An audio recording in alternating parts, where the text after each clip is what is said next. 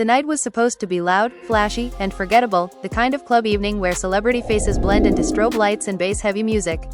But instead, it turned into a scene no one inside that packed venue will forget. Fans are shocked, security is still tight-lipped, and whispers are spreading fast about what really went down when Kirk Frost and Mendeces Harris crossed paths under one roof. What began as icy stares and tense body language quickly spiraled into a full-blown clash that left emotions running high and the entire club on edge. Witnesses say the air changed the moment Kirk walked in. Conversations stalled, phones subtly lifted, people could sense something brewing. Mendeces, already surrounded by friends, noticed the shift immediately. Old resentment, unresolved issues, and bruised egos seemed to collide all at once. Voices were raised, accusations flew, security tried to step in, but the damage was already done.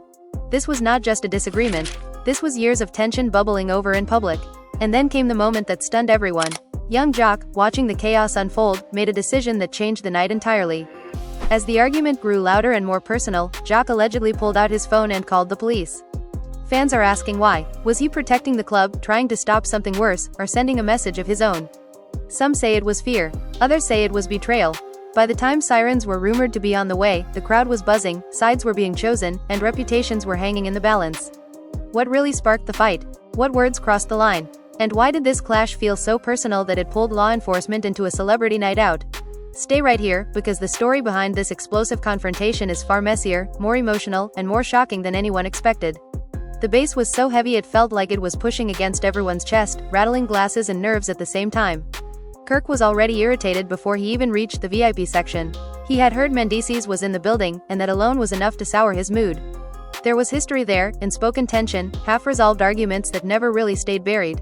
Kirk tried to play it cool, nodding at familiar faces, forcing a smile that did not reach his eyes, but inside his thoughts were racing.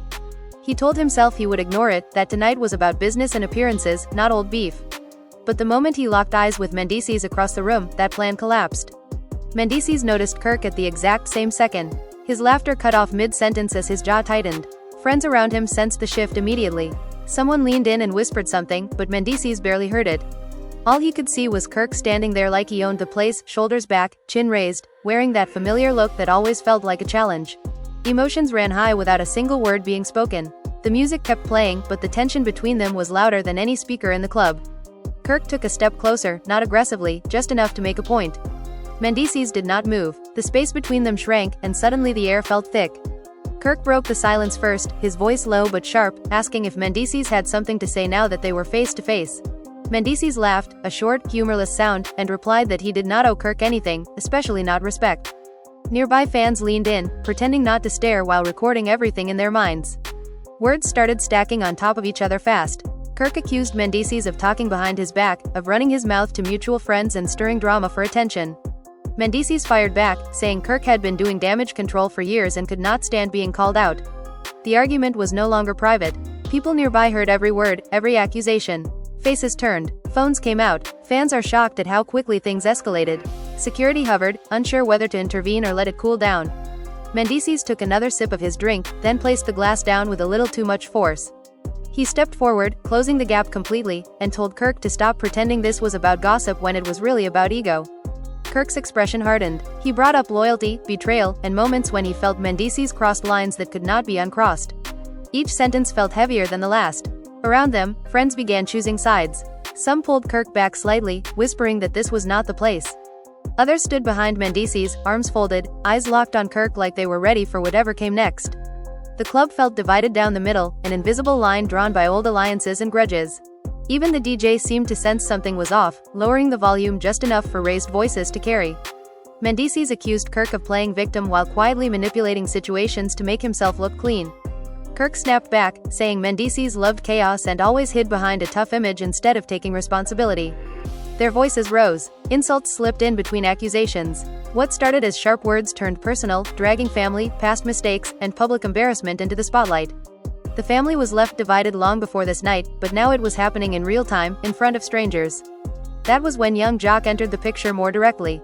He had been watching from a distance, uneasy, shifting his weight as the argument spiraled. Jock knew both men well enough to recognize when things were about to cross a line. He stepped closer, trying to defuse the situation with humor at first, telling them they were doing too much. Neither Kirk nor Mendeces listened. The tension had its own momentum now. Kirk pointed a finger at Mendices, his voice shaking with anger, saying this was exactly why people could not trust him. Mendices slapped Kirk's hand away and told him not to point like that unless he was ready for consequences. A collective gasp rippled through the crowd. Security finally moved in, hands out, trying to create space. Fans are shocked at how raw and unfiltered the moment felt. Young Jock's expression changed. The jokes stopped. He glanced around, noticing how packed the club was, how many phones were recording, how close this was to turning into something much worse. He pulled out his phone, stepping away slightly, eyes never leaving the scene. Kirk was still shouting, Mendices shouting back, both men talking over each other, neither willing to back down. As Jock moved toward a quieter corner, his thumb hovered over the screen. He hesitated, clearly conflicted, but the noise behind him made the decision feel urgent. The argument had reached a boiling point, and there was no sign it was slowing down. Inside the VIP section, friendships were cracking, tempers were flaring, and the night was slipping out of control.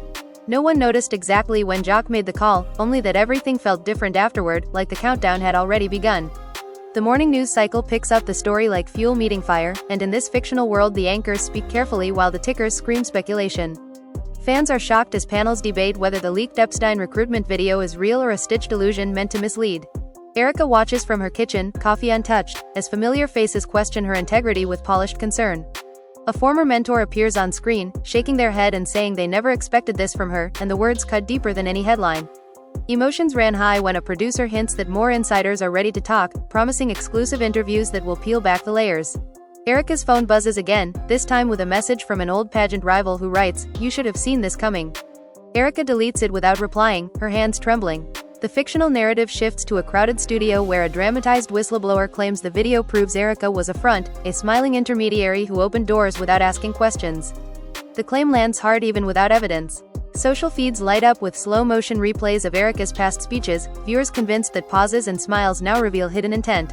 Her father calls, voice tight, asking why neighbors are staring and why relatives are calling with accusations.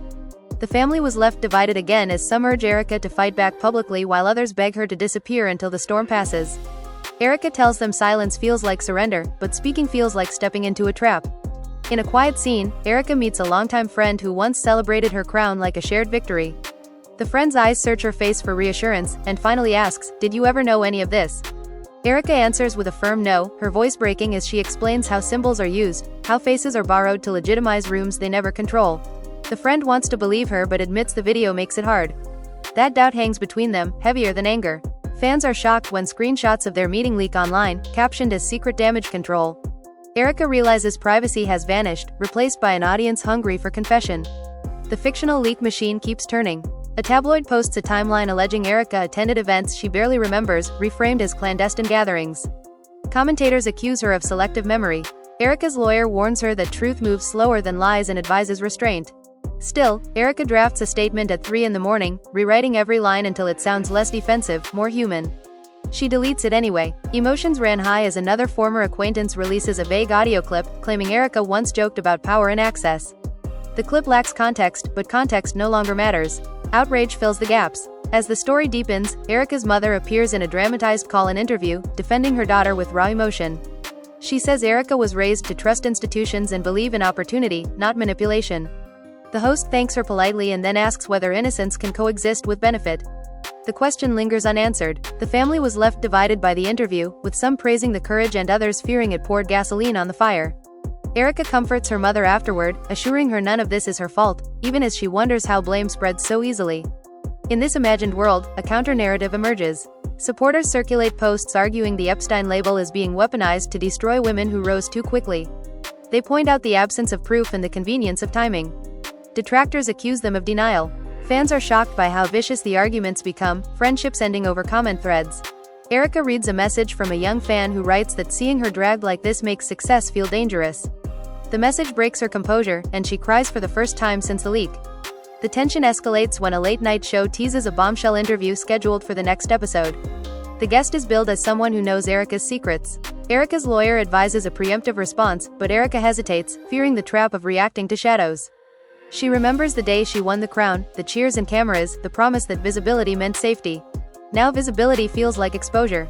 The episode airs with dramatic music, but the guest offers only insinuation, repeating rumors as if they are revelations. Still, the damage lands. Emotions ran high as viewers argue whether the absence of proof is itself suspicious. As night falls again, Erica stands alone on her balcony, city lights flickering like 1,000 watching eyes. She wonders who leaked the video and why they chose her. A text arrives from an unknown number saying more footage exists and truth will surface soon.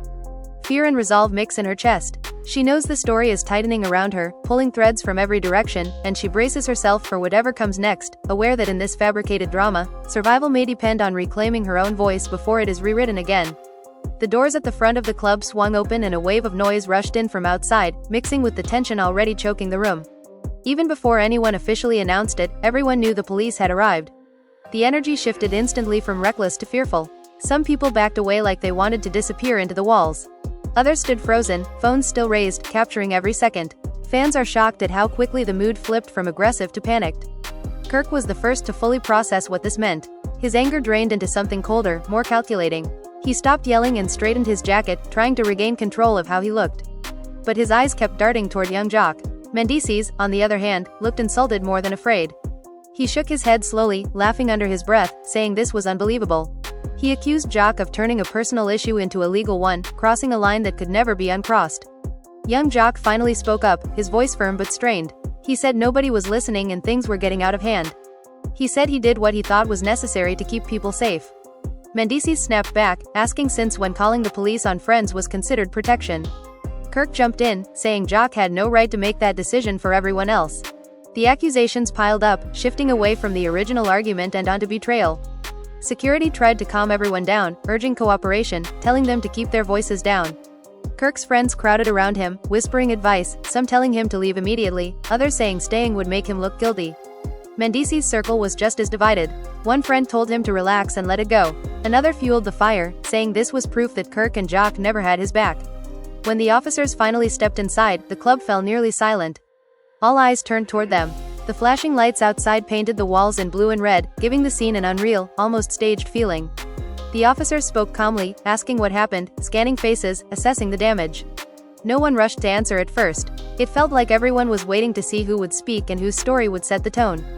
Young Jock stepped forward, explaining that an argument had escalated and he was worried it could turn physical. Kirk immediately interrupted, saying it was just words, nothing more.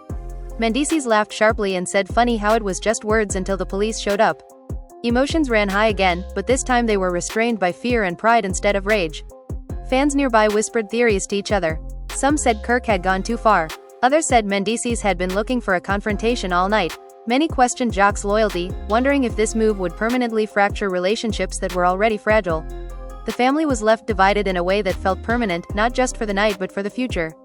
One officer asked if anyone had been threatened or touched. Security confirmed there was no physical fight, just a heated verbal clash. That seemed to deflate some of the tension. Kirk exhaled slowly, rubbing his temples. Mendices crossed his arms, staring at the floor, jaw clenched. Jock stood off to the side, suddenly looking very alone. As the officers spoke with the club manager and security, Kirk took the opportunity to address Mendices directly, his voice quieter now but still sharp. He said this did not have to end like this, that everything did not need to be aired out in front of strangers. Mendices looked up at him and said it ended the moment trust was broken. He said some lines, once crossed, do not fade with time. The officers decided there was no need for arrests but insisted the parties separate and leave the venue. Relief mixed with humiliation swept through the room. Some fans booed softly, disappointed there would be no dramatic ending. Others sighed, glad it had not gotten worse. Kirk was escorted toward one exit, Mendices toward another, their paths deliberately kept apart. As Kirk walked out, he passed young Jock without stopping. He did not speak, did not even look directly at him, but the silence between them was louder than their earlier shouting. Mendices paused near the door on his side, turning back just long enough to say that this was not over. His voice echoed slightly in the now quiet club. Outside, the night air felt heavy. Sirens faded as officers wrapped up their presence. Groups formed on the sidewalk, dissecting what they had just witnessed. Fans are shocked at how much damage was done without a single punch thrown.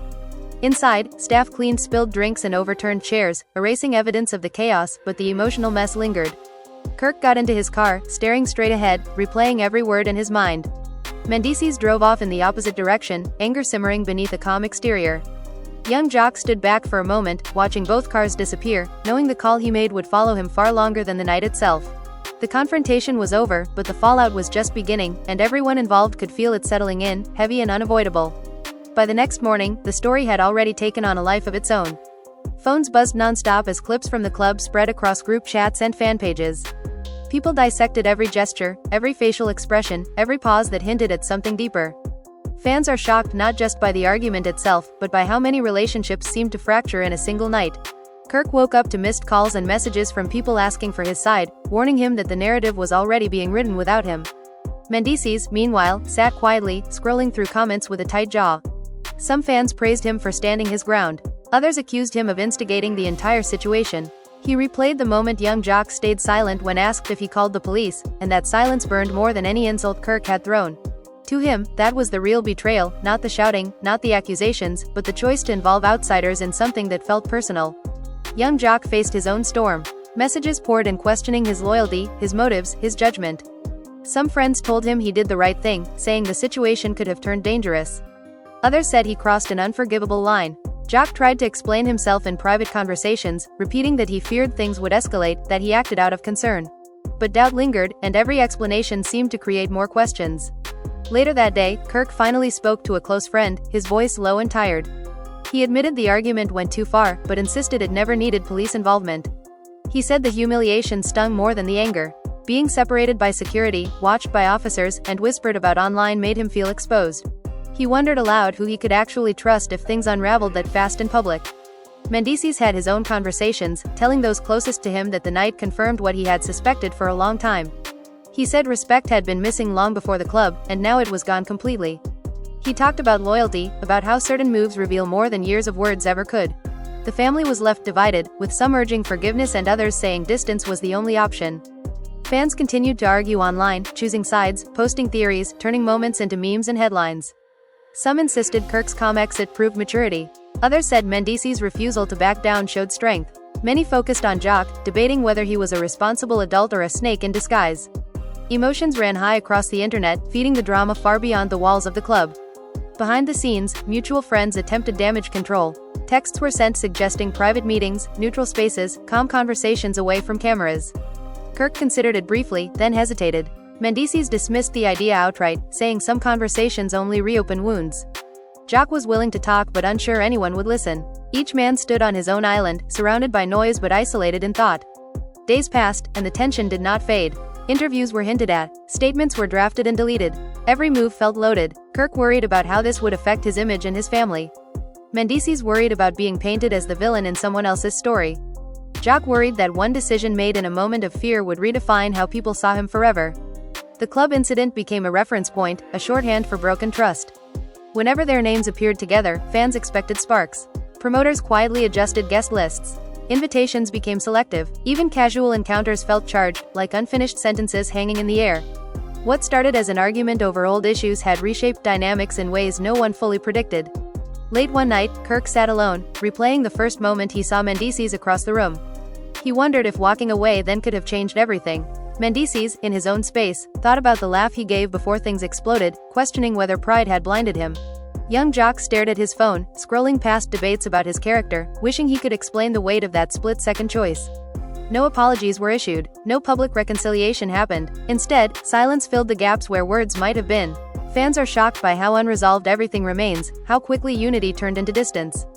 The confrontation did not end with a fight or an arrest, but with something quieter and heavier, a shared understanding that things would never go back to how they were. And as the story continued to circulate, one truth became clear to everyone watching. That night at the club was not just about raised voices or a call to the police. It was about trust tested in public, about lines crossed under flashing lights, and about the kind of fallout that lingers long after the music stops. As the week unfolded, the tension only intensified. Kirk and Mendices were both spotted at separate events, each surrounded by friends, each radiating an air of guarded anger. Fans are shocked at how every appearance seemed to reference the club incident without a single word being spoken. Every social media post, every photo, every story was analyzed, every caption dissected for hidden meanings. Speculation became a sport, and everyone had an opinion. The internet buzzed with theories about alliances, secrets, and what really went down that night. Young Jock tried to maintain a low profile, but it was impossible. People approached him at every turn, asking about the call he made, questioning his motives. He smiled, deflected, and tried to stay calm, but inside, he wrestled with guilt and pride. Some nights he replayed the scene over and over, wondering if he had made the right decision, and if the club would have erupted into violence without him stepping in. The weight of responsibility pressed on him like nothing he had ever felt before. Kirk, meanwhile, was not silent. He reached out to a few close friends, venting his frustration over how things had spiraled. He insisted that Mendices had provoked him, that the old issues were being dragged out deliberately, and that young Jock's intervention had escalated the situation in the worst possible way. Kirk's voice was tense, raw with emotion, and for the first time, he admitted that seeing the police arrive in the club felt humiliating, like a private matter had been exposed to the world. Mendices had his own side of the story, which he shared selectively. To some, he described Kirk as unpredictable and dangerous, accusing him of being manipulative and petty. He said Jock's call had complicated everything, but in a way, it confirmed what he already suspected: trust was fragile, and not everyone in their circle could be counted on. He emphasized loyalty, betrayal, and the weight of past grievances, painting the argument as more than just a single night gone wrong. Friends and family on both sides were caught in the crossfire. Text chains buzzed non-stop, whispers filled hallways. People were torn between advising forgiveness and urging distance. Emotions ran high, loyalties were questioned, and minor disputes exploded into arguments of their own. The family was left divided in ways that seemed permanent, each side convinced they had been wronged or betrayed, and the night at the club became a symbol of deeper fractures that had always existed. Additionally, fans began to speculate on the words that had been exchanged. Some clips surfaced online, showing Kirk pointing a finger and shouting about respect and betrayal. Other snippets captured Mendices accusing Kirk of hiding behind an image of civility while manipulating friends. Viewers debated who was in the right, who had lost composure first, and what hidden tensions had fueled the confrontation. Emotions ran high not just among the participants, but across the fanbase as well. As the drama persisted, Kirk considered making a statement but hesitated. He feared it would make him look defensive, or worse, inflame things further. Mendices toyed with the idea of a social media post but ultimately decided silence was more powerful. Jock, caught in the middle, felt like the decisions of one night had trapped him between two worlds, each angry and disappointed in their own way. Meanwhile, industry insiders whispered about consequences. Promoters were cautious, appearances were scrutinized, sponsorships and invitations were quietly adjusted. The ripple effect of that single night was enormous. Even those not directly involved felt its influence. The argument was no longer a private matter, it had become a benchmark for drama, loyalty, and celebrity tension. The fallout would continue to shape interactions and perceptions for months, if not years. Late at night, Kirk reflected privately, replaying every word, every gesture. He questioned whether pride had cost him more than he realized. Mendices did the same, reviewing the event like a strategist, trying to predict the next moves.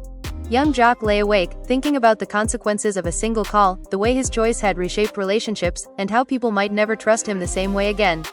The club incident remained the central point of discussion across fan pages, interviews, and private conversations.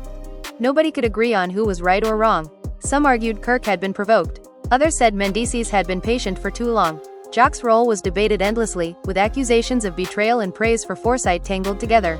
The story had expanded far beyond the original event, and everyone involved felt its weight pressing down on them, unrelenting, constant, unavoidable. The days stretched into weeks, and the aftermath of that fateful night at the club only grew more complicated. Every sighting of Kirk or Mendices sparked renewed speculation. Fans are shocked at how even casual outings became scrutinized, with every gesture, smile, or glare analyzed for hidden meaning. Social media exploded with debates, theories, and accusations, each clip or photo adding fuel to a fire that refused to die. Young Jock, once a quiet observer, now found himself at the center of a storm he never expected, every conversation reminding him of the call he had made and the irreversible impact it had. Kirk attempted to reclaim some semblance of normalcy, scheduling interviews and public appearances, carefully curating every word to avoid further escalation. He spoke vaguely about misunderstandings, carefully avoiding names, but the public was relentless. Fans dissected every phrase, turning every nuance into speculation.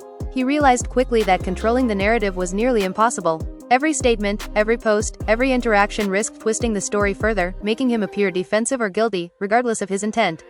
Mendices approached the aftermath differently. He maintained a composed exterior in public, letting others initiate the conversations about the incident. Privately, he vented to close friends, recounting the night in detail, emphasizing Kirk's provocations and Jock's interference. He framed the story as a lesson in loyalty and boundaries, portraying himself as the one who had stayed calm under pressure, while exposing the cracks in relationships around him. Friends nodded, some sympathized, others questioned whether he was spinning the narrative too far. Young Jock, on the other hand, felt isolated despite his attempts to explain himself. Some allies defended his decision, acknowledging the potential danger had the police not been called. Yet others saw it as an overreach, accusing him of betrayal. Jock replayed the incident repeatedly in his mind, recalling the exact moment he dialed the number, the faces frozen, the tension snapping. He wondered if he had saved the night or simply complicated it beyond repair. As social media posts and rumors multiplied, new layers of drama emerged. Some fans claimed they had inside sources confirming private arguments leading up to the club incident. Whispers of secret alliances, long-standing grudges, and untold personal histories became fodder for endless speculation.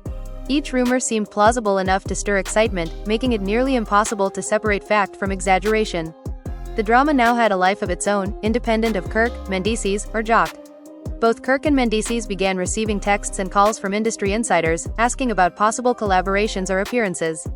Everyone was aware of the tension, and some saw it as an opportunity for ratings, clicks, and attention. The reality of celebrity drama meant that even conflict could become currency, but it came with the heavy price of public scrutiny. The family was left divided, with some members urging reconciliation, others insisting on distance. The emotional toll was visible in every interaction. Additionally, fans dissected video snippets frame by frame, focusing on micro-expressions, tone, and body language. Every finger point, every raised brow, every slight smirk became a point of debate. Kirk's gestures were described as defensive yet strategic. Mendices' responses were framed as controlled but menacing. Jock's silence, initially intended to protect, was now scrutinized as a deliberate statement. Emotions ran high on both sides, and public opinion shifted like sand, unpredictable and chaotic. The tension even spilled into other social events. Parties, dinners, and gatherings became tests of nerve. Some people avoided invitations entirely, fearing backlash or confrontation. Others attended, watching interactions with heightened awareness. Every glance between Kirk and Mendices sparked whispers, while Jock's presence was often met with curiosity, suspicion, or relief depending on who was observing. The club incident was no longer a memory, it was a reference point shaping behavior and perception in real time. One night, Kirk and Mendices unexpectedly crossed paths at a private event. The air crackled, a silent reminder of the club confrontation. Fans nearby held their breath, waiting for another explosion. But surprisingly, neither man acted impulsively. The room felt tense, the music fading into the background, while Jock stood off to the side, observing. Every eye tracked movements, every subtle gesture analyzed. The history between them created an invisible battlefield, and everyone could feel the weight of unresolved conflict pressing down. In private conversations that night, Kirk reflected on the club incident, admitting to close friends that while anger had driven his actions, the involvement of authorities had shifted the dynamic in a way he had not anticipated. He worried about reputation, family perception, and alliances that had been shaken. Mendices, in his own space, acknowledged the same, realizing that the confrontation had revealed more about loyalties than arguments.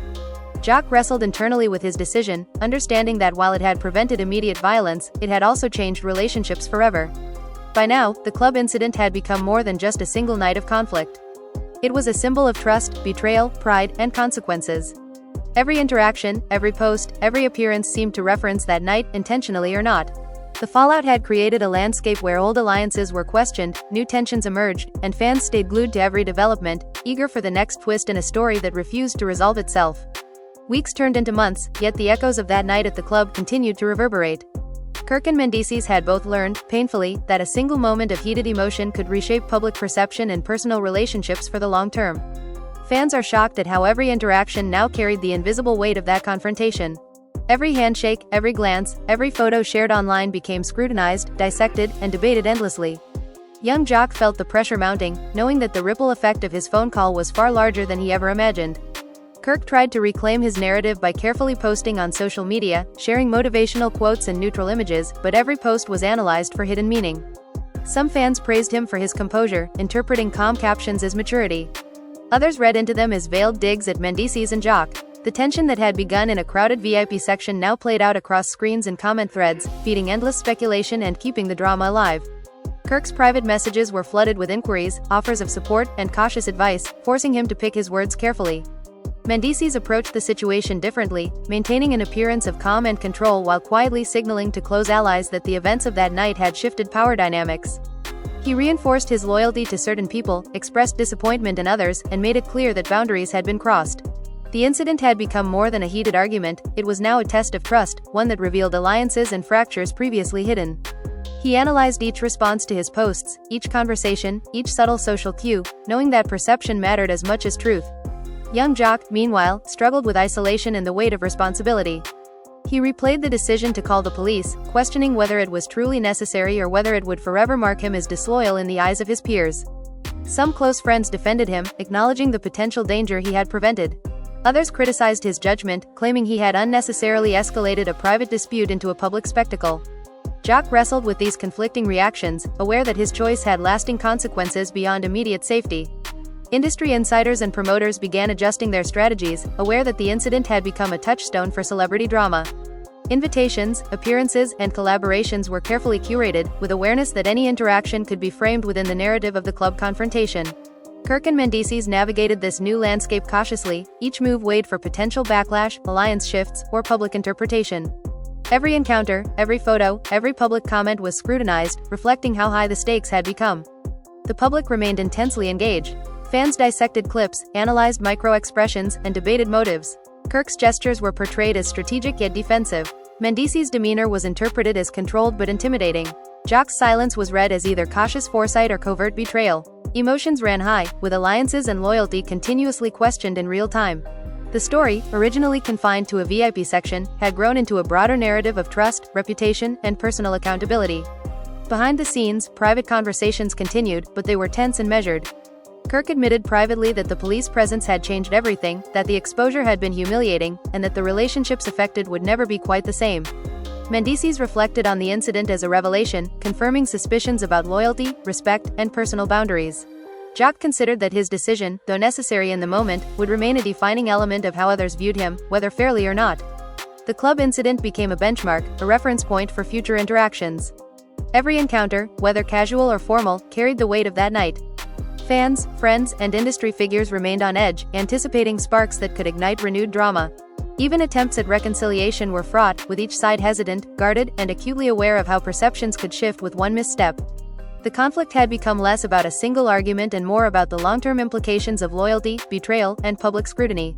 As Kirk, Mendices, and Jock navigated this new reality, the emotional stakes remained high. What began as a verbal clash in a crowded VIP section had evolved into a story of fractured trust, reputations in flux, and the consequences of choices made in a split second. The tension lingered, shaping behavior, relationships, and public perception. Fans are shocked not only by the confrontation itself but by the ongoing ripple effects, showing how a single night can change everything in ways no one ever anticipated. The tension that had quietly simmered for months now began to boil over in ways no one could ignore. Kirk and Mendices, despite attempts at composure, were repeatedly photographed in the same city, attending separate events but always under scrutiny.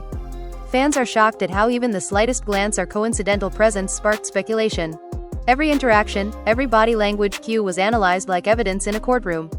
The club incident had transformed from a single night of chaos into a defining moment that shaped their reputations and alliances for the foreseeable future. Young Jock felt the weight of his decision more acutely with each passing day. Casual conversations became minefields. Friends and acquaintances asked pointed questions, hinting at distrust or concern. Jock's own circle was divided. Some praised his quick thinking, claiming he prevented violence. Others scolded him, arguing that involving the police had escalated a personal matter unnecessarily. Jock replayed the night repeatedly in his mind, analyzing the timing, the words, the reactions, wondering if there had been a better choice, or if any choice could have prevented the fallout. Kirk, meanwhile, began drafting his own plan for damage control. He reached out to a few trusted friends and advisors, discussing statements, social media posts, and public appearances. He was keenly aware that any misstep could be amplified, used against him in fan debates, or misinterpreted as guilt or immaturity. Every word was considered, every gesture calculated. The humiliation of being publicly restrained by security and observed by authorities had left an indelible mark, one he was determined to navigate carefully moving forward. Mendices approached the aftermath with strategic silence. He let others speculate, let the social media storm rage, and refrained from overexposing himself. Behind closed doors, however, he analyzed every interaction, every post, and every whispered conversation. He reinforced his boundaries, clarified alliances, and subtly reminded those around him of the lessons learned that night.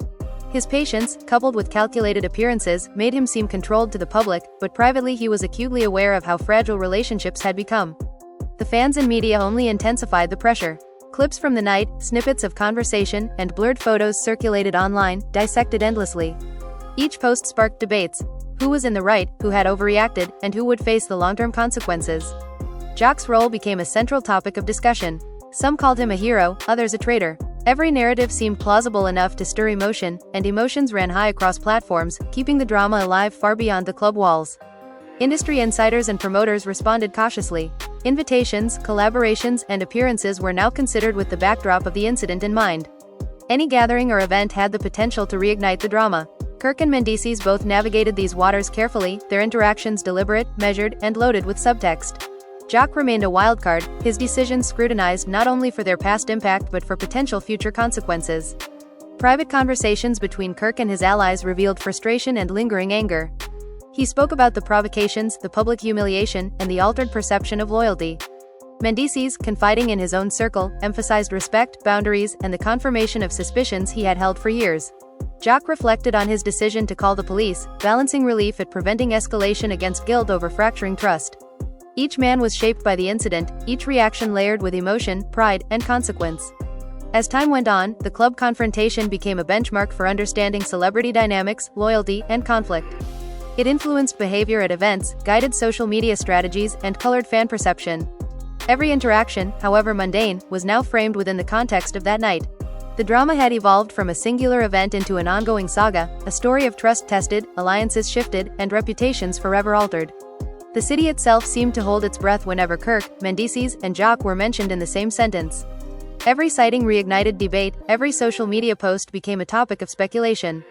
The club incident was no longer just a memory, it had become a reference point for future conflicts, a cautionary tale of how quickly things could spiral out of control. Fans are shocked at how one night of anger and fear could redefine relationships, public image, and even career trajectories in ways no one anticipated. The story was far from over, and the stakes had never been higher. So, what do you think really happened that night at the club? Was young Jock a hero for calling the police, or did he cross a line that could never be forgiven? Kirk and Mendices are still navigating the fallout, and the family is left divided, leaving fans everywhere debating loyalties, betrayals, and who will come out on top. We want to hear your thoughts. Drop a comment below and tell us which side you're on, and don't forget to like this video if you enjoyed the drama.